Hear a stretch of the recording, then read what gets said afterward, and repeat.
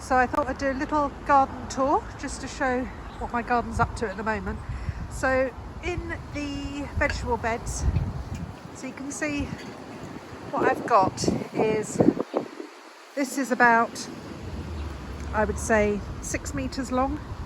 There's 2 beds here, so one there and one there. They're about 1 meter wide or 1.10 meters, and then I've got half a strip running along the side.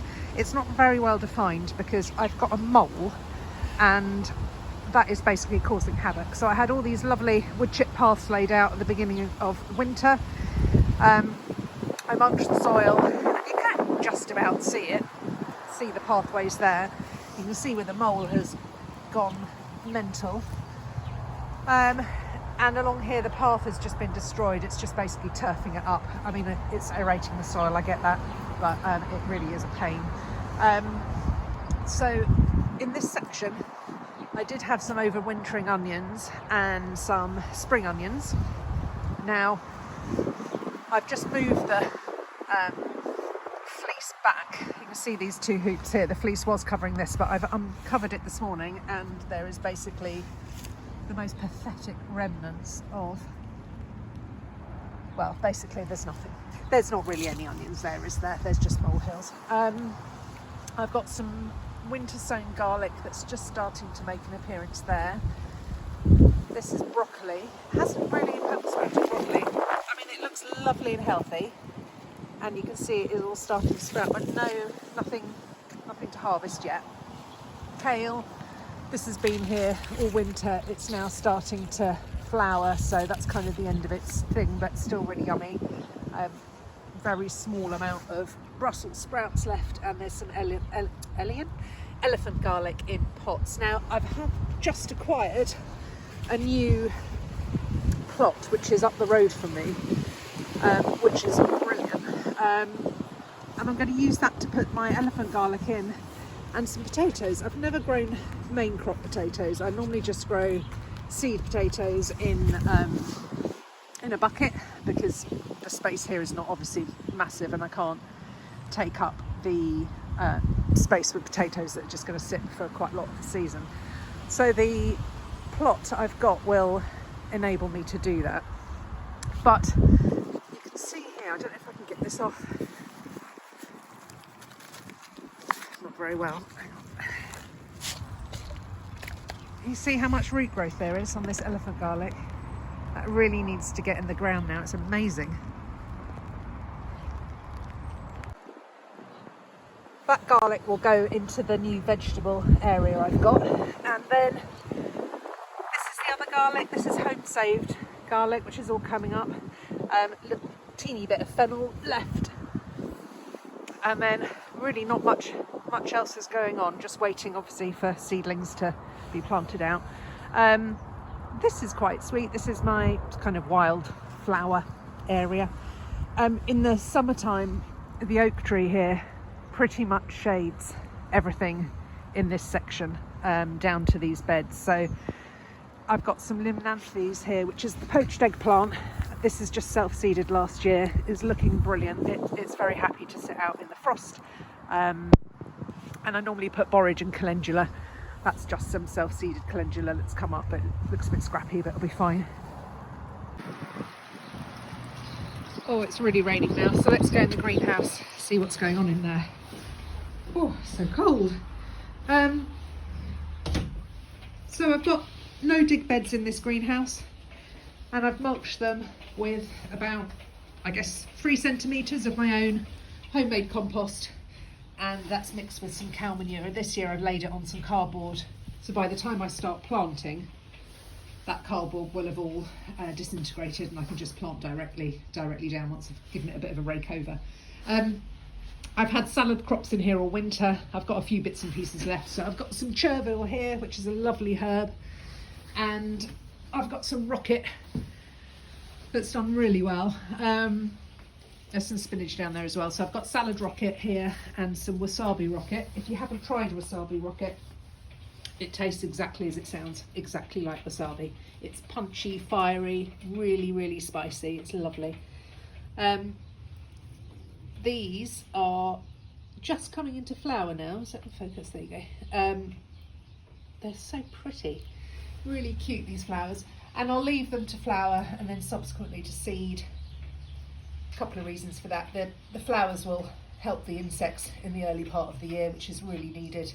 And then once they go to seed, I'll save them, dry the seed, and then I sell seeds as a part of a subscription service where I send out seeds every month at the right time to sow. And if you're part of that, you'll know that I try and save as much seed as I can from my own garden to do that. So they will go into those subscriptions. I've got some garlic sown. This was sown the latter part of last year. Really gorgeous lettuce there. Look how bright that is. Amazing lettuce.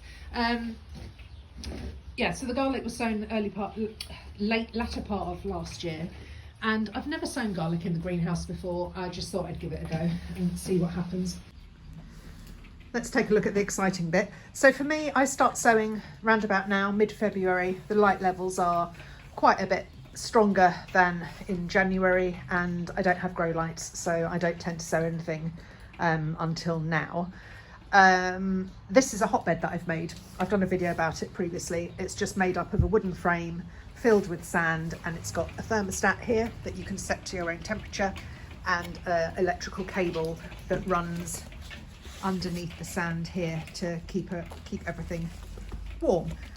It's really lovely and cozy down there. Obviously you can't feel that, but it is really nice and snug.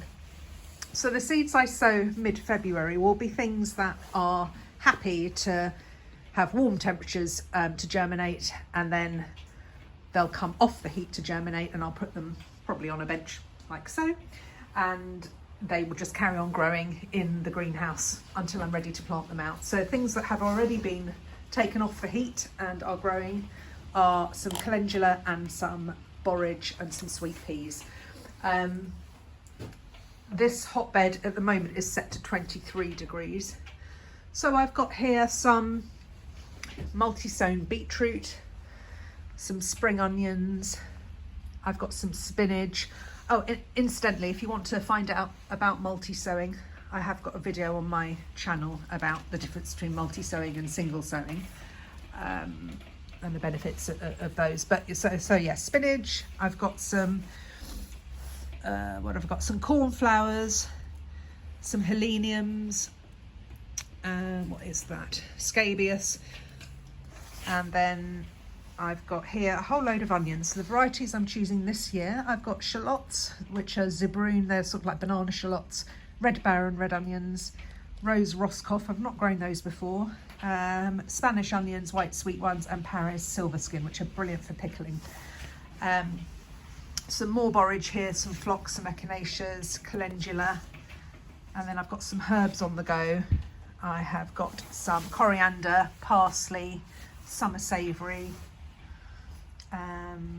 Over here, what's over here? I've got foxgloves. I've got some sunflowers. Now these sunflowers are small and they're hardy.